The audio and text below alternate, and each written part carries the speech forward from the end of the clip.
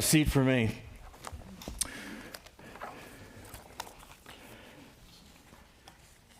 Man, there is a lot going on in people's lives right now, even in our church. And I could say the same for Terry and me. There's a lot going on. So I don't know how this message will come across, because sometimes your pastor goes through some different things during the week.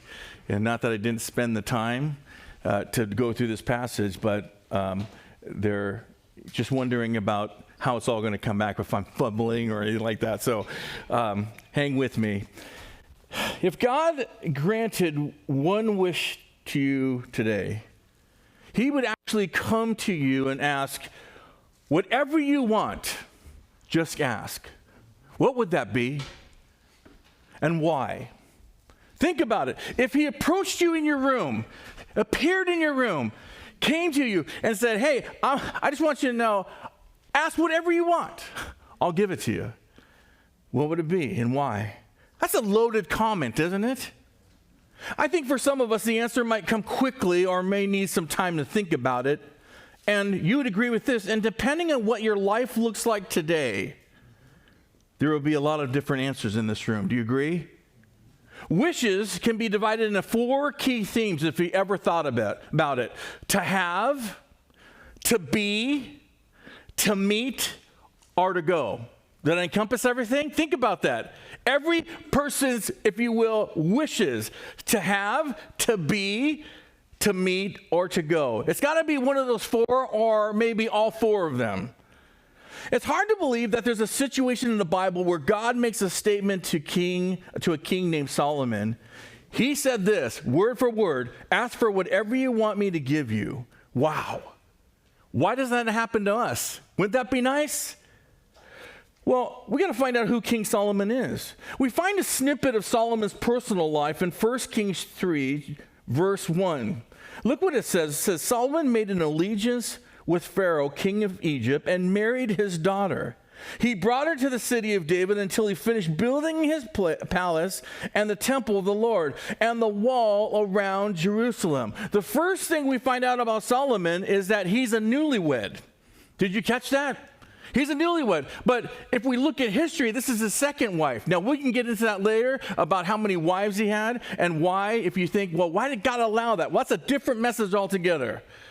But this is his second wife, but this newlywed couple is currently living in a van down by the river. No, this newlywed couple, they're in a holding pattern. Why? They're waiting for their home to be built.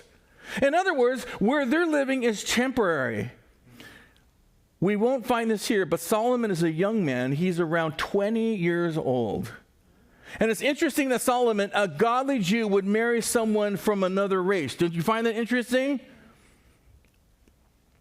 Well, part of making an allegiance to other countries is marrying someone dear to the king, maybe or a leader, to seal the deal. In other words, if he marries the daughter of Pharaoh, that's a peace treaty right there. Hey, you're blood now. We're fam.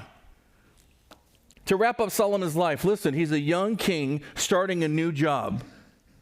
This would be his first year as king. Think about that. He's a newlywed, and he's living in a temporary place. We also find in verse 1 Solomon's construction project. The palace, the temple of the Lord, and the wall around Jerusalem are still being built. There are a lot of moving pieces and a lot of transitions happening here. But it reminds me of this. When I first came on staff, it reminds me when we used to meet at a park. It was windy out there, a lot of ducks praising with us. There was just, and sometimes you have windy days, sometimes you have hot days, and it just reminded me of when we didn't have a place as a church. And then we moved to the Boys and Girls Club. And then while this is being built, we're all anticipating. And even when we moved in, we weren't even ready sound-wise, and we had to just make sure things were happening. But I remember the day that we came in here, the day I was leading worship, and Mike Cratch was here, and I just remember, like, finally. There was just this, like,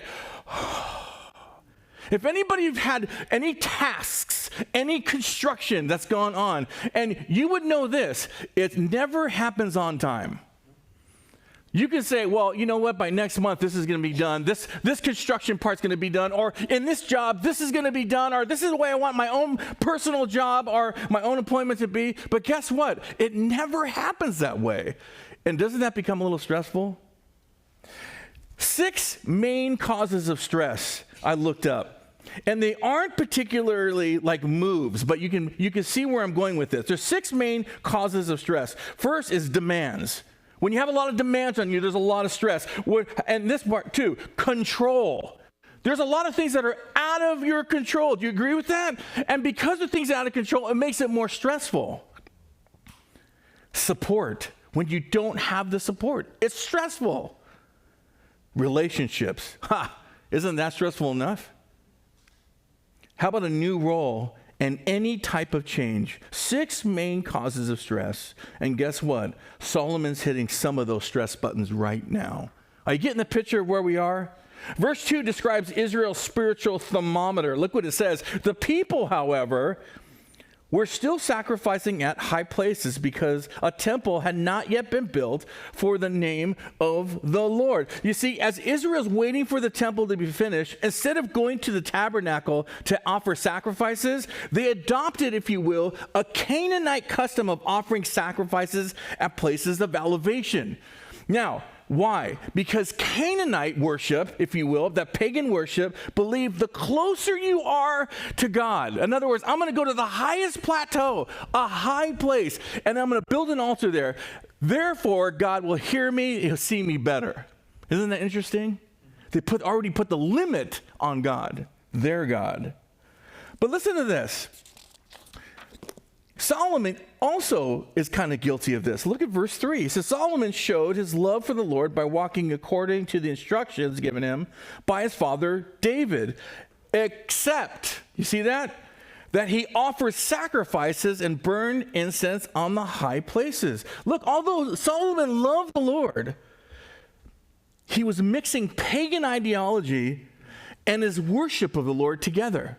His heart might have been in the right place, but he still has that little mind frame of like, I know, but I need to be closer to God because the temple isn't done yet. This is where we find Solomon in our story. He's offering sacrifices in a high place in a place called Gibeon. Let's pick it up at verse 5. Everybody doing okay so far? At Gibeon, the Lord appeared to Solomon during the night in a dream. And here it is, everybody. And God said, ask for whatever you want me to give you. You know what it doesn't say here? Why God is asking him that. It doesn't say, well, because Solomon has already proved himself. Well, no, he just became king. Why would God ask that person that? Why didn't we get that? Why didn't other people in the Bible actually have that question or that comment asked to them or said to them? And I'll tell you the reason. I don't know. All we know is that he offered that to Solomon. But what a statement.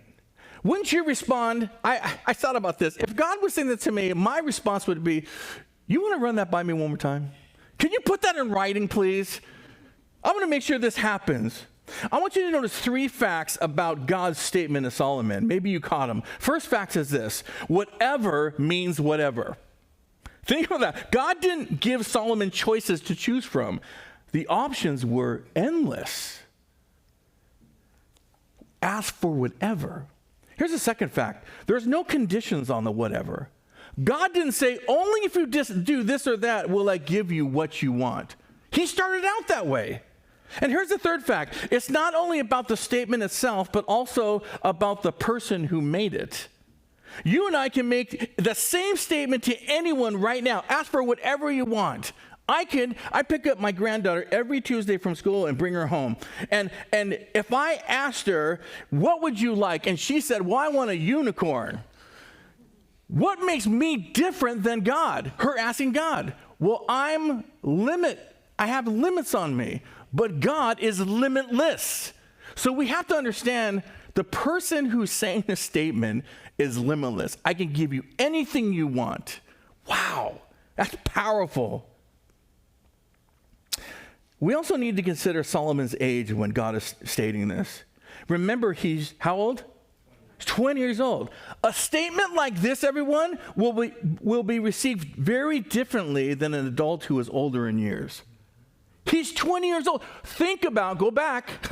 Think about when you were 20 years old, what you liked, what you were into, what you were going through. And now push it all the way forward to what you're going through now. You see, he's going to receive it very differently than we would. And maybe with less maturity. Look how Solomon answered in verse 6. Everybody's really quiet. Are you guys okay? Breathing? Okay. Verse 6. Look what it says. Solomon answered, "You have shown great kindness to your servant, my father David, because he's faithful to you and righteous and upright in heart. You have continued this great kindness to him and have given him a son to sit on his throne this very day." Did you hear all that? Solomon said, hey, I want world peace, an upgrade to my transportation, money printed with my name on it, and a llama that can speak. That was his desires, right? No. Before his request is even heard, what does he do? Solomon thanks God for two things. Did you catch that?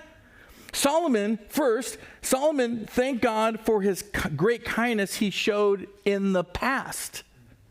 Look at the first part of verse 6. You have shown, past tense, great kindness to your servant David. Solomon was a witness to and learned how God treated his father David. Now, let me just say this right now. My friends, if we want this younger generation to learn about the Lord, we need to be sharing with them how kind God is. Are you with me on that? Don't keep it back. You want to share, hey, this is how God was kind to me when I was your age. This is how God is kind to me 50 years ago, whatever the case. Here's the second thank you Solomon thanked God for. He thanked God for his continued great kindness in the present. You see, look at the last part of verse 6. You have continued this great kindness. How? God, you blessed my father with a son who would continue leadership on the throne. I'm on the throne, God, because of your kindness. You were kind enough to let me succeed my father, and where I am today is because of you. Would you think for just a moment how kind the Lord has been to you in the past? And how kind he is to you today? Maybe before we share our requests with the Lord, we should thank him for his past and ongoing kindness. Don't you love Solomon's heart? At 20 years old, he didn't go right for it. He said, hey, I just want to thank you for your kindness. I don't know if I would have done that at 20. I wanted a car and a girlfriend. We pick up the story in verses 7 through 9. Look what it says. Now, Lord my God, you have made your servant king in place of my father David, but I am only a little child and do not know how to carry out my duties. Your servant is here among the people. You have chosen a great number, too numerous to count or number. Is that a little stressful? So give your servant a discerning heart to govern your people and to distinguish between right and wrong. For who is able to govern these great people of yours? You see, Solomon calls himself a child not because of age. He calls himself a child because he's admitting his inexperience. He doesn't have it. His concern was about leading God's people. I can't imagine that weight. Lord, I don't have a clue how to carry out my duties as king. Lord, these are your chosen people. They're precious to you and are part of your divine plan. I can't even count how many there are. What am I to do? And here it is. This is too overwhelming for me, Lord. I'm stuck. I'm frozen with the thought of how to do this king thing. Here's where it gets really, this is where it gets real for us today. First, track with me, everybody. When we're facing an overwhelming situation, we need to push aside our pride. Let me say it again. When we're facing an overwhelming situation, we need to push aside our pride. We come to the Lord humbly, surrendering everything and saying, I can't do it. This is not a let go, let God perspective, neglecting responsibilities and action. That's what I'm not talking about that. This involves a heart that surrenders and says, I need your help, Lord. I can't do it. When Solomon asked for a discerning heart, that literally means, get this, give me a hearing heart. Isn't that interesting? I want to hear, Lord. I want to listen to what you give me or what you're telling me. And I want to know how to respond. There was an old Home Depot commercial, and I loved it. It aired and showing people working on do-it-yourself projects. And they were advertising that they have experts who you can call on and help. You can call on the Home Depot expert, and they can come in over your house and help for a giant fee. Now, the commercial would show the mess that they made. I loved it. Maybe they were digging a trench. Maybe they're doing something electrical. But they showed the absolute mess. But they never showed their faces. But I love this. All you would see is their hand go up in the air saying, I give up. I need help. I love that. That's exactly what we need to do. When we come to that place, an overwhelming place, a situation, and say, I want to push aside my pride and humbly come to you. Isn't that what we do sometimes, though? We try to handle overwhelming situations with our wisdom and our strength instead of turning to the Father and saying, I need your help. I surrender. And listen, everybody, I surrender everything to you. Let me be honest. There are some things that are easy to surrender in life, but there are other things that are very hard to surrender to the Lord. You hear nothing but humility pour out of this young man, Solomon. When we're facing an overwhelming situation, we need to push aside our pride. Here's the second thing. When we're facing an overwhelming situation, we need to keep serving others. Hold on, Andy. What in the world are you talking about? Serving others at this time? Well, from verses 6 to 9, Solomon uses the phrase, your servant, 4 times. This is one idea, I'm telling you, that's not mentioned a lot in messages. When God is taking us through an impossible situation, an overwhelming situation, God still wants to use us to serve others in the time. Is it hard? Yes, absolutely hard. Let me share an account of King David found in 1 Samuel chapter 22. Maybe give you an idea. David is fleeing from King Saul, who wants to kill him. Stress? Yes. He starts out hiding in a cave by himself, and then look what happens. David left Gath and escaped to the cave of Adullam. When his brothers and father's household heard about it, what'd they do? They went down to him there. Now get this, all those who were in distress, in debt, or discontented, what did they do? They gathered around him. And he became their commander. About 400 men were with him. Don't you think David has enough on his mind? And God sends him all these people that are already hurting, his family that might be scared. And you're like, God, this is not the time. Has God ever done that to you? You're right in the middle of your situation, and God sends someone to you that needs your help, that needs your words, that needs your hug, that needs your time. And you're saying, like I would say, God, do you understand what's happening here? This is not a good time. Listen, everyone. David became their commander and their leader in a time of his personal crisis. We don't stop serving. Listen very carefully, everybody. We don't stop serving because we're facing an overwhelming situation. Let that sink in for a second. We don't stop serving others because we're facing an overwhelming situation. We don't stop serving at church because we're facing an overwhelming situation. We are servants of the living God, and he wants to use us to serve others in all seasons of our life. Are you with me on that, everybody?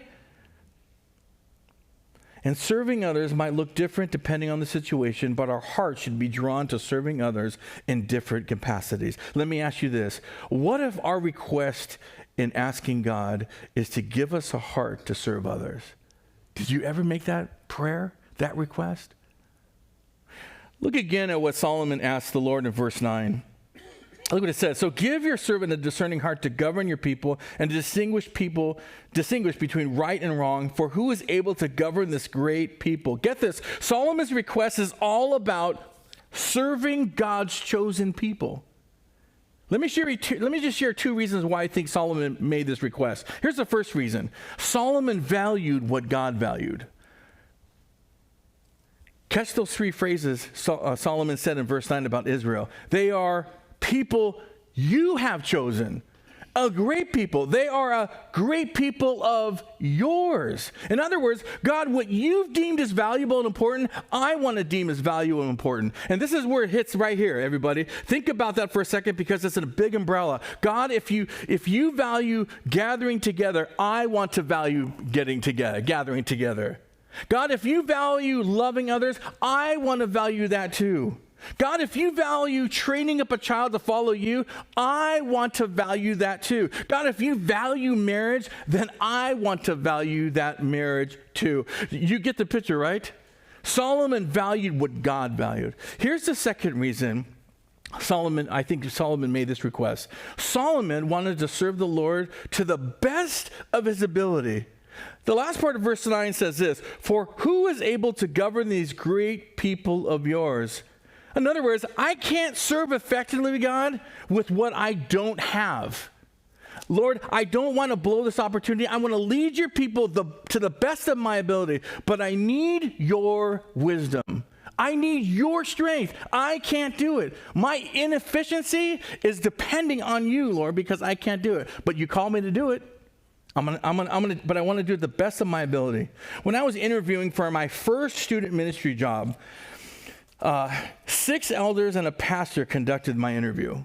I was a young man, and I'll never forget one question at the end of the interview that stumped me. And know this, I learned in interviews that sometimes it's okay to take just a second, give me 30 seconds let me just think about what you just asked me. And this one, I took longer because I'm like, it really stumped me. It made me think.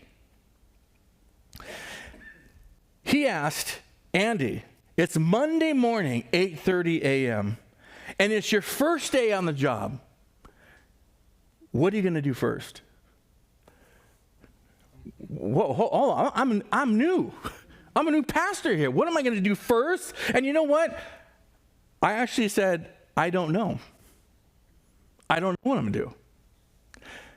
But this leader graciously shared that it's okay not to know everything on your first day, but encouraged me to get on my knees and ask God for wisdom to serve these students.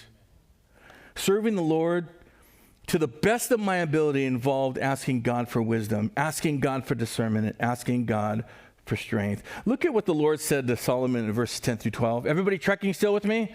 The Lord was pleased that Solomon had asked this. So God said to him, since you have asked for this, and not for long life or wealth for yourself, nor have asked for the death of your enemies, but for discernment in administering justice, I will do what you have asked. I will give you a wise and discerning heart, so that there will never have been anyone like you, nor will there ever be. It's interesting that the Lord listed what would have been a letdown to him. Did you see that? Since you didn't ask for a long life, wealth, and death to your enemies, I'm going to give you what you asked. God was pleased that Solomon sought what was important at that time. Well, let me ask you a question. Besides death to your enemies, is it wrong to ask for long life and wealth? Of course not. Of course not. But God knew exactly what Solomon needed right then. That's why it pleased him. Long life, wealth, and death to his enemies would have been, if you look at this, at this point, self-serving in Solomon's life. Check out the small detail regarding the wisdom the Lord is about to give Solomon in the last part of verse 12. It says this, so that there will never have been anyone like you, nor will there ever be. My friends, according to this verse, if someone were to ask us who was the wisest man who ever lived besides Jesus or is currently living today, our answer should be whom? Solomon, because there'll never be someone like him, no, at all, nor will there ever be. 1 Kings 4:29 says this, God gave Solomon wisdom and very great insight and a breadth of understanding as measureless as the sand on the seashore. Well, the Lord wasn't done with Solomon's request. Look at verses 13 and 14. It says, moreover, I give you what you have not asked for. Here it comes. Both wealth and honor, so that in your lifetime you will have no equal among kings. And if you walk in obedience to me and keep my decrees and commands as David your father did, I will give you what, everybody? Long life. Did you see how the Lord separated the first two gifts from the last? There were no conditions on the wealth or the honor that God was going to give him, but there is a condition on having a long life. Do you remember the condition? The Lord said, and if you walk in obedience, I will give you long life. Listen carefully, everyone. God may not grant us, any of us, long life, but he does offer us fulfilling life when we trust and live for him. Can I say that one more time? Listen, God may not grant us, any of us, long life, but he does offer us a fulfilling life when we trust and live for him. And that fulfillment will come to the end when we see him face to face. But he gives us fulfilling life now. Why? Because he's with us. He's our God. Drop down to verse 15. Look what it says. Then Solomon awoke and he realized it had been a dream. Have you ever had a dream that felt so real that when you woke up, you realized it was a dream? It was so real, like you could almost tangibly feel it. And I remember this, that I was in this dream, and Terry would tell me this later on in the morning. I was in this dream, and I just remember it was in a place where there's a lot of flies and bugs like this, so I'm going like this, but I'm doing it in my sleep. And I smack her by accident. Maybe I was awake, but no, I wasn't awake. But I smack her, but I remember her waking up. What are you doing? I'm like, there's flies around me. I woke up, and she goes, that's not a fly, and so she hit me back. No, she didn't hit me back. But you've had dreams like that where it's so real that you can feel it. You can almost hear it like, no, that person was here. This conversation was real. My friends, that was Solomon's experience, and this conversation was real. I don't know what that's like, that God would come to him. I don't know if there was he was there and he could see him, or there's conversation going, but it doesn't matter. He came in a dream and it was real. God has complete access to our hearts and minds because he created both of them. My friends, God can communicate to you any way he wants. One of the questions I get sometimes is like, well, hold on. Could God come to me in a dream today? Could he be saying something? I remember this guy approaching me after service one time and said, look, I've been having this dream, the same dream for 7 days straight. What does it mean? What do you think it means? And I said, I don't know. I don't know. But I tell you this, all I'm going to say is this. However God speaks to you, we have a measuring stick. It's the word of God. And that measuring stick is there for us to say, if this dream is outside of who God is, or outside the character of God, it's a wasted dream. It can't be. God doesn't do that.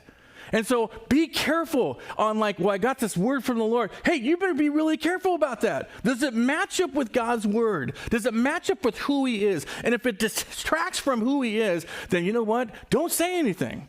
And I don't know. I wouldn't know what a dream is in the sense of like, why did God put this on my heart? I don't know. But I remember this, God has complete access to our hearts and our minds because he created both. We got to make sure we know that. But here's our testing ground. Does that make sense, everybody? Here's the conclusion. So if God said to you, ask for whatever you want me to give you, what would you choose? What would you ask for?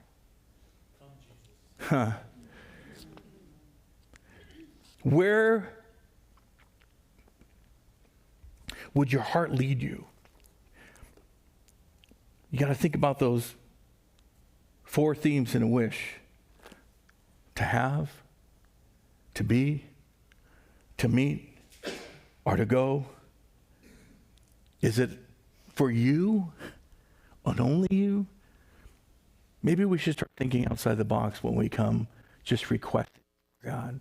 And say, God, help me to be a godly man. Help me to be a godly woman. God, thank you for your kindness in the past. Thank you for your kindness today. Thank you for the love that you show me today. Thank you for your grace that's immeasurable, and it will never stop. Thank you that your mercies are new every morning, because I need his mercies every morning. I need something new. Because are you tired of the news? I'd rather have God's mercy. Yeah, I want to be plugged in to know where we are. But you know what? I want to make sure I plug into his mercy first because it's new and it's a gift to us right here. We need to take it. We need to take it. I know the application, hopefully you saw throughout this text this morning, but it really made me think, God, what am I asking for first? What am I coming to you for first? Maybe I should just stop and say, God, thank you. And maybe I just need to be still. I want a discerning heart, God, about all the things that are going on in my life. And that takes listening. That's what Solomon meant. I want to listen to your voice. I want to know your voice. I want to make sure it's coming from you. Thank you for Solomon. I don't think I would have asked some of the things, or that request to give discernment wisdom at 20 years old. God, but I know my request now. I know I would love to have those answered. But God, you're not a genie. You know what's happening. You know what's in our life. God, I just want to thank you for everything you are to me. And God, help me to be still and know that you're God. Help me just to, help me to use your glass so I can have a perspective on everything that's going on. And God, maybe I'll ask you differently and for different reasons and maybe not selfish. God, thanks for our time this morning. Thanks for the time of worship. And I thank you for this church family in your name.